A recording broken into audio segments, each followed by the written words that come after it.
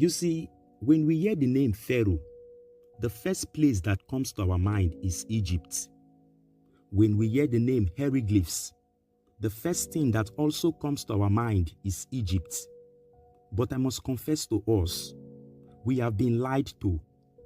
First, the Africans never used the name Pharaoh.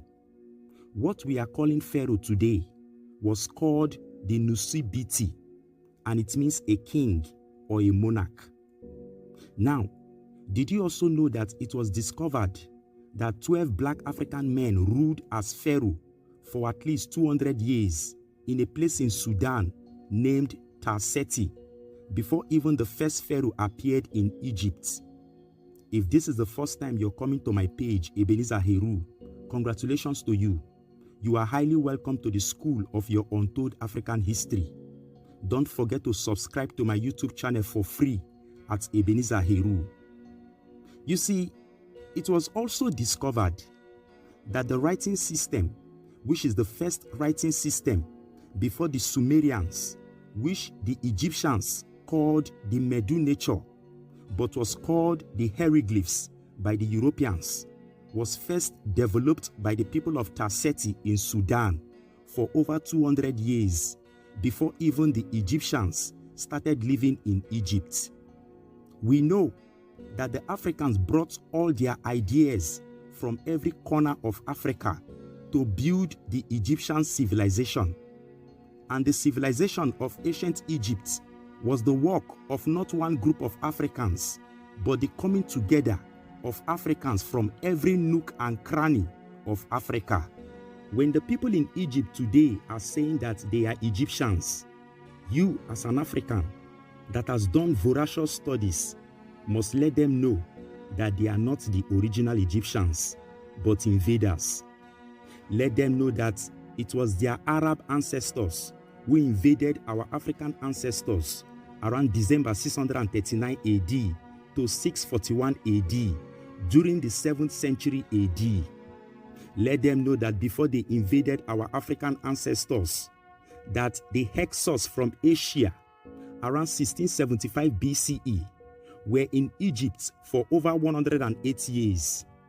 Let them know that before they came, that the Greeks under Alexander the Great were here around 332 BCE for over 300 years. Let them know that even Alexander the Great loved the African Egyptian culture, that he decided to plot his way to become a pharaoh in Egypt, and even involved himself in the African spiritual system and became a servant of Amen-Ra, the almighty African Egyptian sun god. Let them know that the Romans were in Egypt around 30 BCE for over 600 years. Let the current Egyptians know that the original African Egyptians were very melanated and black, and they named their land based on the color of their skin. Tell them that the name is not Egypt, but Kemet, and it means the land of the blacks, because the indigenous people of the land were very black. This teaching is very vital and imperative, because our children yet unborn must know their ancestral roots.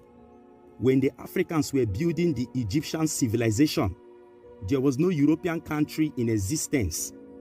All the pyramids were built from the 3rd, 4th to the 5th dynasty, and no European was known in history until 833 BCE. Why did I say so?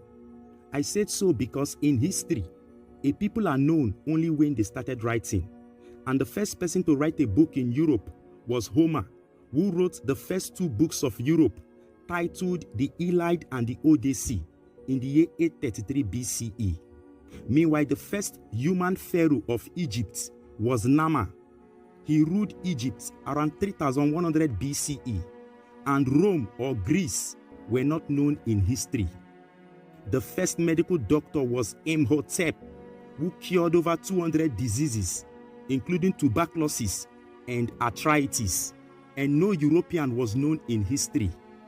The 3 great pyramids built behind the Sphinx, the Khufu, the Kaffa, and the Menkaure pyramid, were built over 2,700 years ago, and the story of Adam and Eve, Jesus, or any biblical character were not known in history.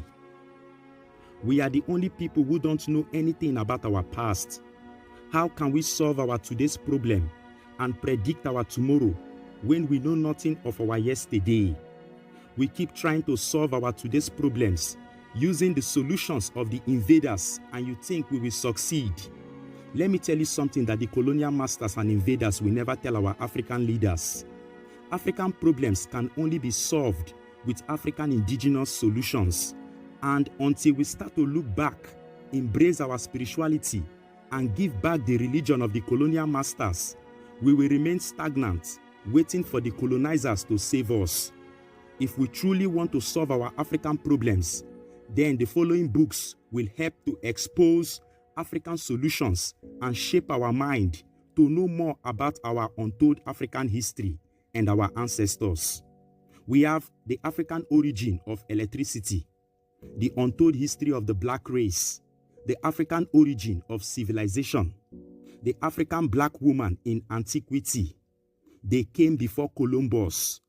We have stolen legacy, the Egyptian Book of the Dead and the Papyrus of Ani, and many more that will open your eyes to see the solutions to African problems.